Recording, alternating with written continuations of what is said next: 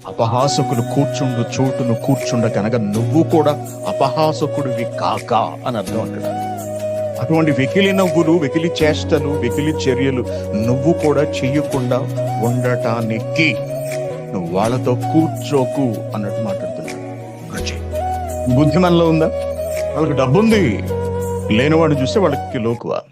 వాడు 6 అడుగులు ఆజానుబాహుడు, పొట్టిగా ఉన్నవాడిని చూస్తే వాడికి చులకన. వాడిది పెద్దిల్లు, మందేమో పాక. అది చూస్తే వాడికి నవ్వులాడు. వాడిది పెద్ద కారు, మందేమో డొక్కు కారు. వాడు పాపంతో బ్రతుకుతున్నాడు, మనం పరిశుద్ధంగా బ్రతుకుతున్నాం. మనల్ని చూస్తే వాడికి ఈర్ష్య, మత్సరము. మనల్ని చూసి మత్సరం వాడికి. గర్వముతో, అహంకారముతో, డబ్బు మదముతో పిచ్చెక్కిన వాళ్ళు, అధికారంతో కళ్ళు నెత్తికెక్కిన వాళ్ళు, అందముతోనూ ఐశ్వర్యముతోనూ అనేక విధములైనటువంటి గొప్ప స్థితులలోనూ వాళ్ళు ఉండి ఎదుటి వారిని చులకనగా, హేళనగా చూస్తూ ఉంటారు. ఏ అపహాసము అంటే